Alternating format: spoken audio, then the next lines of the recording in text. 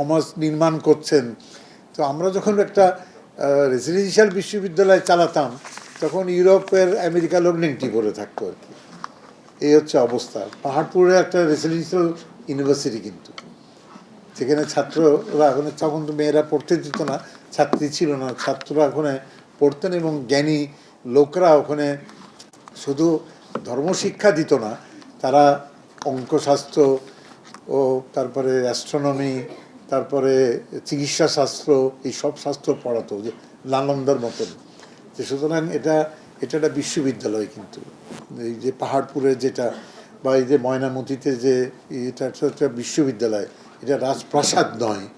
তো আমরা বিশ্ববিদ্যালয় চালাতাম, তখন অন্যরা নেংটি পরে থাকতো, কিন্তু আমরা বহুত কারণে পিছিয়ে পড়েছি এই জন্যে যে যুগের সঙ্গে তাল মিলিয়ে যে নতুন প্রযুক্তি এসছে, সেই প্রযুক্তিকে আয়ত্ত করতে আমরা একটু দেরি করেছি। সুতরাং ওরা এগিয়ে গিয়েছে, আমি পিছিয়ে পড়েছি। এখানে অনেক প্রধানমন্ত্রী, রাষ্ট্রপতি আসবেন ভবিষ্যতে, কিন্তু শেখ হাসিনা মানে উনি সাহস করে কদ্দূর বুঝতেছেন সেটা বড় কথা না, উনি সাহস করে বলেছেন যে ডিজিটাল বাংলাদেশ করতে হবে, এটার সঙ্গে যুক্ত হতে হবে। তো উনি তো আর এটার উপরে কম্পিউটার বিশেষজ্ঞ না, কিন্তু তৃতীয় বিপ্লবের ভিতরে পৃথিবী ঢুকে গিয়েছে। তো তার সঙ্গে যুক্ত যদি না হতে পারেন তাহলে তো আপনি যে মানে উন্নয়নের মহাসড়কের থেকে ছিটকে বেরিয়ে গেলেন। কিন্তু ডিজিটাল বাংলাদেশকে যদি তখন ওনাকে জিজ্ঞেস করো তো এটা কী জিনিস, উনিও হয়তো ঠিক বলতে পারতেন না। ডিজিটাল বাংলাদেশ মানে কম্পিউটার ব্যবহার করা, আমরা এইটুকুই বুঝছি। রাজনীতির অঙ্গনে মানুষ এটা বুঝছে, কম্পিউটার ব্যবহার করা। তো এটা নিয়ে ঠাট্টা মশকরা হয়েছে পার্লামেন্টে, এটাও জানি আমরা।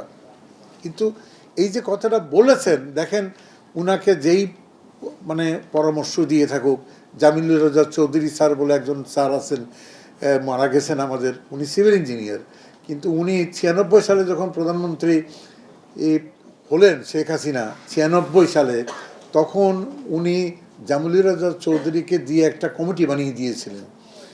মানে তখনও ডিজিটাল বাংলাদেশের কথা উনি বলেননি।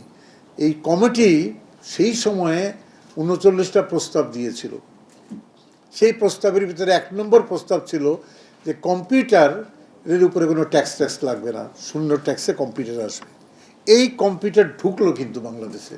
তার আগে একটা কম্পিউটার কেনা সম্ভব ছিল না, আমার পক্ষেও সম্ভব ছিল না। সেই প্রস্তাবের সূত্র ধরে কিন্তু এই সাবমেরিন কেবল আসতেছে, কম্পিউটার আসতেছে, ট্যাক্স কমিয়ে দেওয়া হচ্ছে।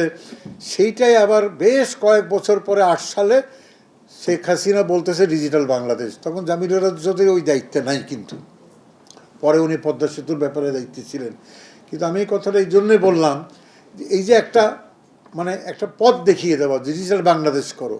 কিন্তু উনি 9 সালে 8 সালে নির্বাচনে জিতলেন, 9 সালে একটা আইন এসে গেল, আইসিটি অ্যাক্ট 2009।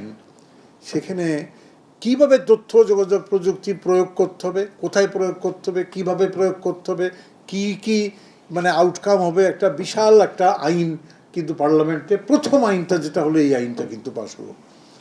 কিন্তু আমরা যারা পার্লামেন্টে ছিলাম 9 সালে, আমি হলপ করে বলতেছি, এখন আমার বিরুদ্ধে আবার এমপিরা খেপে যাবে যে এই আইন বোঝে নেই কেউ, সবাই হাত তুলে পাশ করে দিচ্ছি আমরা, তাই না? 2-1 নিশ্চয়ই বুঝছেন, ওখানে এফএস ওসমান সাহেব আমার সিনিয়র 1 বছরের আর্কিটেক্ট, উনি নিশ্চয়ই বুঝছেন, 2-1 ইঞ্জিনিয়ার ছিলেন, তারা হয়তো বুঝছেন। কিন্তু ICT act 2009 that paved the way for digitisation বা ডিজিটাল রেভলিউশন ইন বাংলাদেশ।